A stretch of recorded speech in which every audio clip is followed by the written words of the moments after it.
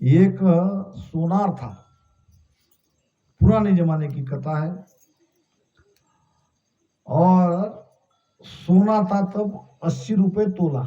कितना? 80 रुपए तोला। अब पैसा काफी था, और सोना एक ऐसी चीज है जिसके पैसे कभी भी तैयार है। और खासकर हमारे लोग में तो ज्यादा सोने के हम ये है कि भाई पैसे बढ़ते ही है इसके। ऐसा सोच के उस समय उसने मार्केट में जितना भी पैसा था वो 80 रुपए तोले के भाव से खरीद लिया। 100, 150, 200 भाव तो बढ़ेंगे, तब निकाल देंगे। पैसा का पैसा तैयार, मुनाफा भी तैयार।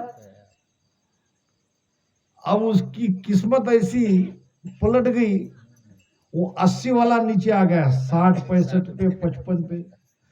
अब 80 लेने वाला 60, 65 पे, 55 पे बेचेगा क्या? इधर उधर पूछता क्या भाव है, नहीं भाव तो बढ़ा नहीं, उधर नहीं बढ़ा, इधर भी नहीं बढ़ा। अब पैसा काफी उसमें अटक गया। सोचते सोचते बीमार पड़ गया। बीमार ऐसा पड़ गया, खाना पीना भी बहुत कम हो गया। अब कहा भी नहीं जाता और उसका उपाय भी नहीं है। जब तक सोने का भाव नहीं बढ़ेगा बीमारी बैठने वाली। अब 2 बेटे थे, 2 बेटे ने डॉक्टर को बुलाया कि पिताजी उठ ही नहीं रहे, कुछ न कुछ करो, इसका उपाय करो। तो ऐसे टोटल थे कि नहीं, डॉक्टर लोग पकड़ते हैं, वो लगाते स्टेटस को, और फिर वो जिब में डाला वो थर्मामीटर, ऐसा अंदर निकाला। बच्चों को कहा डॉक्टर ने 108 है। सोनार बूढ़ा उठ के बैठ गया, अरे बेच दो बेच दो बेच दो, मैंने 80 में खरीदा, मैंने 80 में खरीदा। अब बुखार आया 108, और इसका लगा कि सोने का भाव 108 हो गया। मन, ऐसा मन हमारे साथ में बुरी तरह से, हम मन के अधीन है। मन हमको मजबूर कर देता है। सुख का आधार भी मन है, दुख का आधार भी मन है, सब जगह मन ही मन है।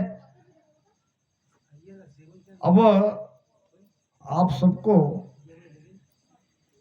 मेरा एक निवेदन है, या मेरा एक प्रश्न है, विनती है कि जीते जी मोक्ष में जाते हैं कि मरने के बाद जाते हैं? हमारा मोक्ष जीते जी है कि मरने के बाद है? जीते जी। मरने के बाद, मरने पीछे मती मिलो, कहे कबीरा राम, और लोहा माटी मिल गया तो पारस का क्या। अच्छा, जीते जी मोक्ष मिलता है, 10वें द्वार फूटने के बाद होता है मोक्ष की उसके पहले होता है? थोड़ा दिमाग लगाओ एकदम। पहले? हाँ, पहले। उसके पहले होता तो कैसे होता है? सदगुरु सुखराम जी महाराज का मोक्ष 10वें द्वार फूटने के बाद हुआ कि उसके पहले हुआ? हीरा सिंह भाऊ, फूटने के बाद। फूटने के बाद हुआ तो बानी कैसे आई? फूटने के बाद तो खेल खत्म। पहले हुआ तो कैसे हुआ, ये हमको सोचना है। पहले हुआ तो कैसे हुआ? फूटने के बाद तो खत्म हो गया। वो तो बरेली में वो सब सारी फौज आ गई देखने के लिए। फिर महाराज ने कहा कि रणछोड़ दादी आएंगे और वो मेरी चिता में कूदने की कोशिश करेंगे, उसको कूदने मत देना। ये सारी बातें तो वाणी में लिखी है। और महाराज का 10वें द्वार फूटने के बाद कोई वाणी उपलब्ध नहीं। जो वाणी है ये पहले की है। अब इसमें अमर लोक है, अजर लोक है, सभी सारे ग्रंथ, मतलब मोक्ष 10वें द्वार फूटने के पहले ही हो जाता है। फिर 10वें द्वार फूटने के बाद क्या होता है?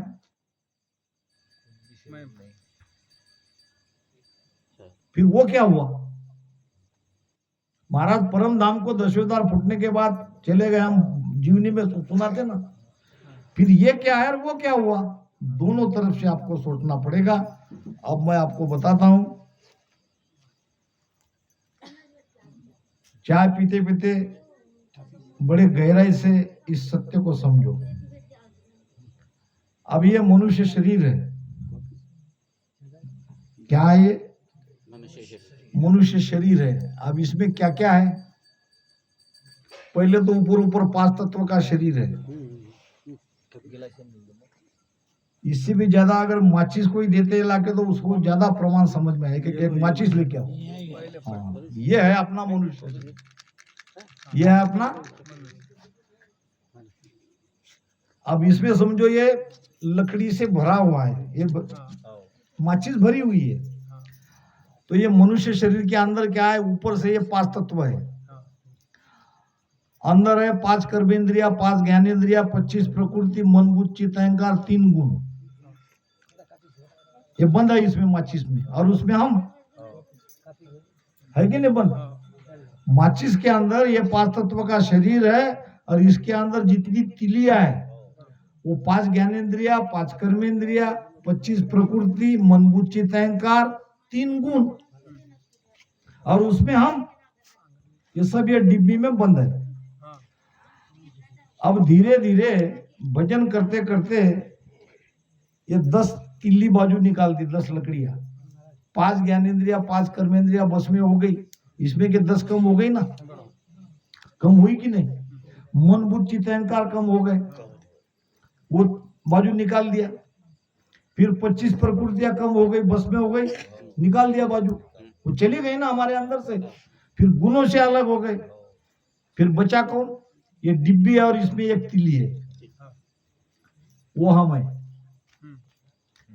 जीते जी बंधन से मुक्त 5 तत्व का शरीर जरूर है, मगर उसमें हम अकेले हैं, कोई दूसरा नहीं है। न मन है, न बुद्धि है, न चित्त है, न अहंकार है, न 5 ज्ञानेंद्रिया, न 5 कर्मेंद्रिया है।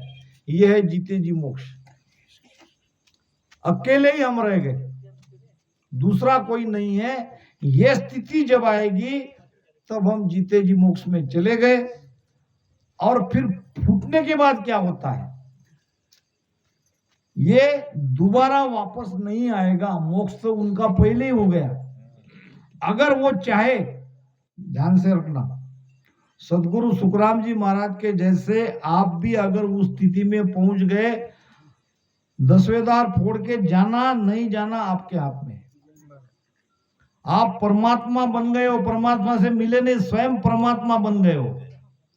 आपको अगर लगे कि जीव का उद्धार करने के लिए नीचे आना है, नहीं फोड़ेंगे, 10वें द्वार नहीं फूटेगा, आपकी मर्जी है। क्योंकि वो सत्ता पूरी की पूरी लेके दूसरे शरीर में वो प्रवेश होगी और जीवों का उद्धार करेगा। महाराज ने कहने को कहा है, जम जालिम की त्रास सु हंसा करी पुकार, सुखिया सायब भेजिया ले जन को अवतार। अब इसको कैसा समझेंगे आप? इसका मतलब तो वहां 2 है, एक महाराज और एक साहब, साकी पर से। फिर 2 है तो वहां परमात्मा नहीं है। जहां 2 है वहां परमात्मा नहीं है। ये तो बात पक्की नहीं। फिर एक है तो कौन है? वही परमात्मा, वही महाराज, वही एक। उनकी इच्छा हो गई। अगर जम के जालिम से अगर जीव त्राईमान कर रहे हैं, तो फोड़ के जाके क्या करेंगे? नहीं जाएंगे, वापस आएंगे। जब महाराज को लगा कि इतनी अद्भुत सत्ता लेने के बाद भी ये हंस बंधन से मुक्त होना नहीं चाहता है, तो फिर मैं दोबारा वाक्य क्या करूं? कहीं न माने कोई भेद अर्था में नाही। गुरु महाराज जी कह रहे ना, क्या कह रहे? कहीं न माने कोई, कहने से कोई मान नहीं रहा है। कहीं न माने कोई भेद अर्था में नाही, कीमता रुजुग सेंग सोच मोटो मुजमाई। इस जगत को मैं कैसे तारूं, कैसे भवसागर से पार लगाऊं, ये मेरे अंदर बहुत बड़ा सोच है, बहुत बड़ा विचार है। लोग सुन नहीं रहे, लोग मान नहीं रहे, माया में इतने उलझे, सब माया का सुख चाहता है। भगवान गौतम बुद्ध को एक व्यक्ति ने प्रश्न पूछा, समझदार व्यक्ति होगा, कि महाराज आपकी सत्संग में हजारों लोग आते हैं, क्या ये सबके सब मोक्ष में जाते क्या?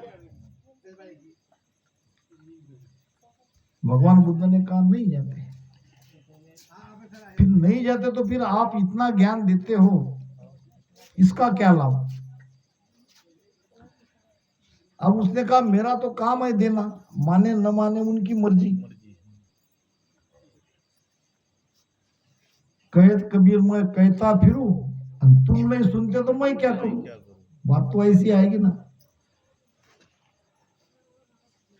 तो इसका कारण क्या क्या पूछा उसने? कारण क्या है? इतना अद्भुत ज्ञान तुम देने के बाद भी लोग सुनते नहीं है, लोग मोक्ष में नहीं जा रहे हैं। तो कारण मैं तुमको कल बताऊंगा, मगर कल जब तुम आओगे तो एक गांव के अंदर हर घर में हर व्यक्ति से मिल के आना और सबको पहुंचना कि क्या तुम मोक्ष में जाना चाहते हो। अब गांव में घर घर जाके मिला, दोपहर तक हो गई, सबको पूछा, एक ने भी जवाब नहीं दिया। हमारा बहुत काम है, अभी तो बच्चे छोटे हैं, अभी तो लड़की की शादी करनी है। ऐसे हरेक व्यक्ति के हरेक कोई न कोई उलझन। महाराज कहते हैं सब मायासु लग रहा साध सिद्ध अवतार। ये को कहा महाराज ने, साधु साधना करने वाले, सिद्ध सिद्धाई जागृत हो गई, अवतार एक भी माया को नहीं छोड़ रहे, एक भी छोड़ना नहीं चाहते। हर एक व्यक्ति कोई जाना ही नहीं चाहता तो कोई कैसे ले जाए? सबको तीन लोग का सुख चाहिए, सब मन के गुलाम है, कोई मन के पीछे ऊपर सोच नहीं रहे तो कोई कैसे ले जाएगा जबरदस्ती से? कहीं न माने कोई भेद अर्था में नाई, किम तारू जुग सेंग सोच मोटो मुझमाई। मैं आयो संसार धार कारण इन सोई, सत लोक नर नार लेर जाऊं सब सोई। सुख रामदास सत स्वरूप की, आज्ञा मुझ होए, हंस हंस सब भेज दो, जुग में रखो मत कोई। मालिक की तो आज्ञा थी, अब मालिक वही है। उनकी इच्छा हुई कि हंस हंस को मैं यहां से निकाल के ले जाऊं, मगर कोई मान नहीं रहा है, कोई सुन नहीं रहा है, कोई शरण में आ नहीं रहा है।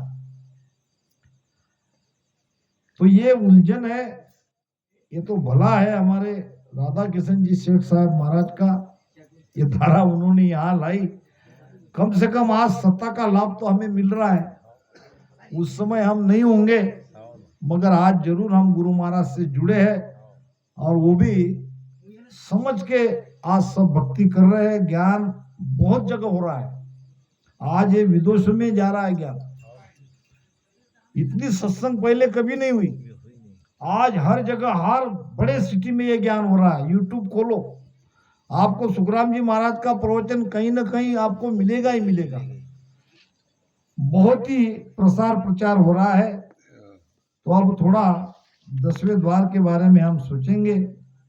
महाराज कहते हैं, सुनो सत बात बताऊं तो, क्या कह रहे महाराज? सत बात, सच्ची बात तुमको बता रहा हूं, सच्चा ज्ञान तुमको बता रहा हूं, ये गुरु महाराज कह रहे हैं। बिना तुम देवन दूजो कोई। अब क्या कहा महाराज ने? परमात्मा परमात्मा देव देव कर रहे हो, वो तुम्हारे अलावा दूसरा नहीं है। बिना तुम देवन दूजो कोई, करूं मैं न्याव तुम्हारा जान। कौन सा न्याव? यही न्याव, परमात्मा तुम हो कि कोई और है, दो है कि एक है। करूं मैं न्याव तुम्हारा जान, शिरे तुम देव पड़ी जे खान। तुम ही देव हो और ये चार खान में जो जीव बन के पड़ा है वो भी तुम हो। तुम अलग नहीं हो, मगर तुम समझ नहीं पा रहे हो, भ्रमित है, भटके हुए हैं। लगे बहुत धर्या तब रूप बंध्या परवान, नितो नित खान बंधन ही जान। 4 खानी है, कौन कौन सी? जरायुज, अंकुर और अंडज और उद्बीज।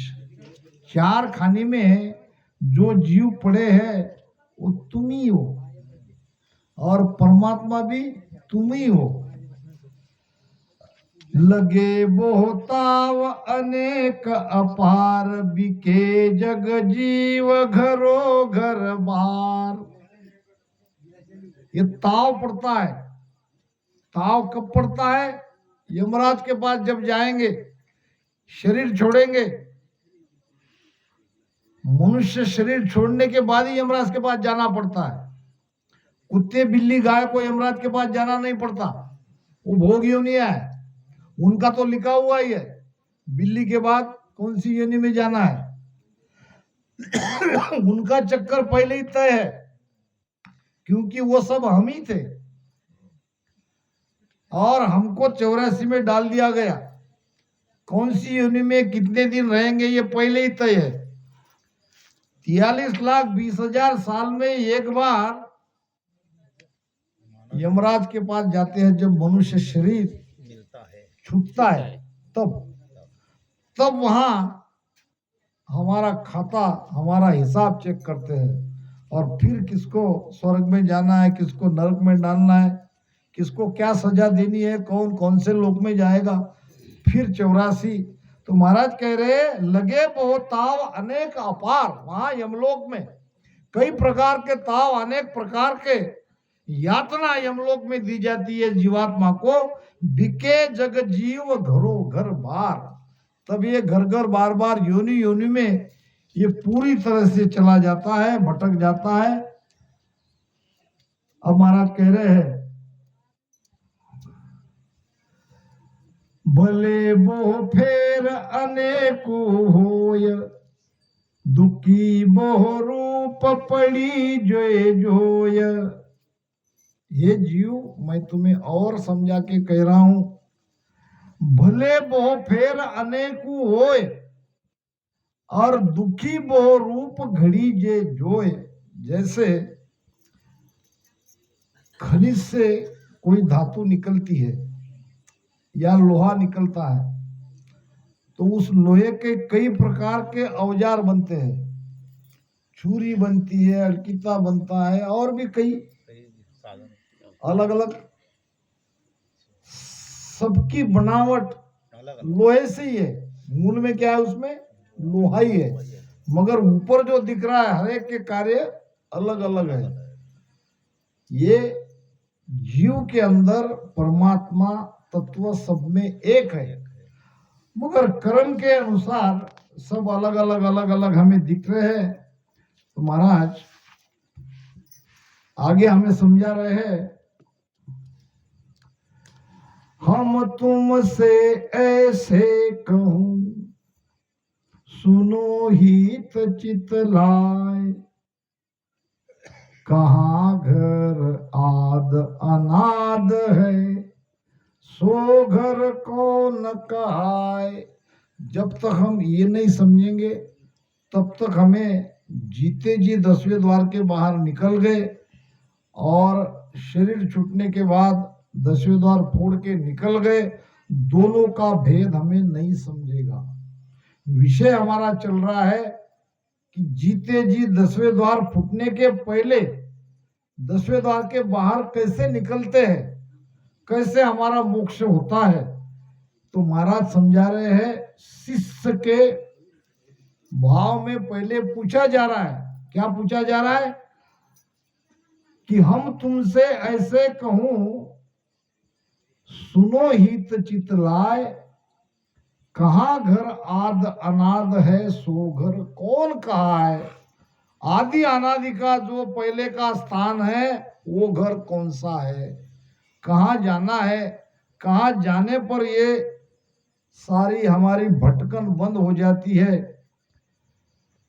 कहाँ सू चल मैं आवियो, कहे सुनाओ मोय, मैं जानू इन बातरी और न जागा हो। क्या कह रहे, कहाँ सु चलमय आवियो, हम कहाँ से आए, शरीर में आए ये पता चल रहा है। हमको दो ही बातें पता है, एक जन्म का और एक मृत्यु का। आगे के हम भूल ही जाते हैं कि जन्म मृत्यु के अलावा भी हम है, मृत्यु के बाद भी हम है। हम मरते नहीं है, हमारी मृत्यु नहीं होती है। और यही अज्ञान के कारण ये रोना पिटना है। तो कहां सु चलमय आविया, ये आत्मा कहां से आई, ये ब्रह्म कहां से आया, मैं जानू इन बातरी और न जागा होय, वही सो रम रहो वो घर आदर अंत, मैं नहीं जानू और को कहा विराजे सम। ब्रह्म से आकर हम जगत में आए और वापस ब्रह्म में जाके मिलेंगे, इसके सिवाय मैं नहीं जानता हूं। आप मुझे बताओ कहां सु चलमय आवियो, वहीं सो हम रम रहो वो घर आदर अंत, मैं नहीं जानू और को कहां विराजे सम। सिद्ध साधक मुनि जना सुर नर देव कहाय, सो सब धर पर रम रया सतलोक कुण जाए। हे महाराज, सिद्ध रहो, साधक रहो, मुनि रहो, सब तो सगत जगत में है, संसार में दिख रहे हैं। तो तुम जो सतलोक कह रहे हो, मैं नहीं जानू सतलोक कुण जाए, सो सब धर पर रम रया सतलोक कुण जाए। ये तो सब यही दिख रहे हैं, अवतार बार बार आ रहे हैं, ऋषि मुनि पंडित सब ज्ञानी ध्यानी संसार में ही सब रम रहे। अब तुम जो सतलोक सतलोक कह रहे हो, ये सतलोक है कहां? सतलोक जा पुण बसे, कहां कहु कुण जाग, को बाणी क्या रंग है, को बोली क्या राग। सत्यलोक जहां कुण बसे, वहां कौन रहता है, और कहां कहां हो गुण जाग, वो जगह कहां है, वहां रहता कौन है, उसकी बोली क्या है, उसकी भाषा क्या है, उसका रंग क्या है, ये मुझे बताओ, तभी मेरे समझ में आएगा। को धाम विचार के वर्णो विद बमे, सतलोक क्या सुख है, मिल क्या जाने पेख। हे महाराज, को धाम विचार के वर्णों विद बमेक, विवेक से विवेक पूर्ण उस सतलोक के बारे में मुझे बताओ। सतलोक क्या सुख है, मिल क्या जाने पेख। सतलोक में जीव को क्या सुख मिलता है, अर्थात जीव तो वहां नहीं जाएगा, वहां तो हंस जाएगा। मगर अभी हम जीव वहां में है, जीव का जीवपना मिटेगा तभी उस लोक में जाएंगे। जीव का जीवपना कब मिटेगा, जब मन रूपी काल का संग हमारा टूट जाएगा, मन पूरी तरह से हमारा गुलाम हो जाएगा। एक बात आत्म सार में आई है, क्या आई है? स्वदेशे न किया हम पेली, 5-20 जुग बांधो। आगे तुमको आएगा, बाकी को नहीं आएगा ज्यादा। 14 सेन किया हम पेली, 5-20 जुग बांधो। आगे तीनों माय एक सुयारी, प्रेम बान मन साधो। ये आ गई बात, सारी बातें क्लियर है। क्या किया पहले? 14 सेन, सेन क्या? सगा, अपनी तरफ मिला लिया। किसको मिलाया? जो अपनी तरफ नहीं थे, जो दूसरी तरफ थे। कौन? 5 ज्ञानेंद्रिया, 5 कर्मेंद्रिया मन बुद्धि तैंका 14 सेन किया हम पेली। अमर लोग जाने से पहले इनको मेरा अपनी तरफ ले लिया, अपनी ओर मिला लिया। 5 20 यानी 25 जुग शरीर में ही 25 प्रकृति को बस में किया। फिर क्या किया? तीनों माय एक सुयारी प्रेम बान मन सांद। अब 3 क्या? 3 में से एक से यारी किया, एक से प्रेम किया। ईड़ा पिंगला सुकमणा से ये 3 में से सुकमणा का साथ लिया। और मन को बस में कैसे किया? कि प्रेम के बाण से, प्रेम से भजन किया तो ये मन बस में हो गया। तो जब तक ये सारी प्रकृति की और जो इंद्रिया ये मन बुद्धि अहंकार हमारे जा रहे थे, वो जब तक हमारे बस में नहीं होते तब तक अमरलोक में नहीं जाते। राजा के समान भी महाराज ने यही बात की है। क्या कहा? अड़ा पिंगला करे आरती अनहद झालर बाजे राम। अड़ा पिंगला करे आरती अनहद झालर बाजे चित मन सूरत हजूरी चाकर चित मन सूरत हजूरी चाकर जिंग सबद धुन गाजे ओ राजा ऐसा भेष हमारा वेदी जके भली विद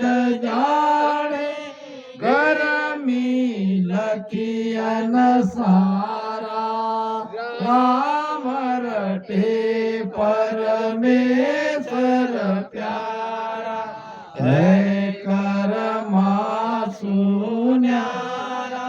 अब देखो इसका क्या प्रमाण मिलते हैं आपको, थोड़ा इसके बारे में सोचो। हम तो गा के निकल जाते हैं, भेद की तरफ नहीं सोचते। अला पिंगला करे आरती। अगर मैं कह रहा हूं कि मेरी दोनों ईड़ा पिंगला एक होके सुकमणा नाड़ी ऊपर चल रही है, मान लो थोड़ी देर के लिए मैं कह रहा हूं, तो अगर ये सुकमणा हो रहे तो अनहद की ध्वनि सुनाई देनी चाहिए। अनहद झालर बाजे, घंटा तो बजनी चाहिए ना अनहद की, अखंड। दूसरी बात, चितमन सुरत हजूरी चाकर। चित मन और सुरत ये क्या चाहिए? हमारी चाकर, दासी, बस में। चित भी हमारे बस में, मन भी हमारे बस में, सूरत भी हमारे बस में, जो कि ये हो नहीं रही थी पहले। सुरती लगती तो मन भटक जाता था, जैसे तैसे मन लगा तो शरीर में तकलीफ। ये पहले हो नहीं रहा था।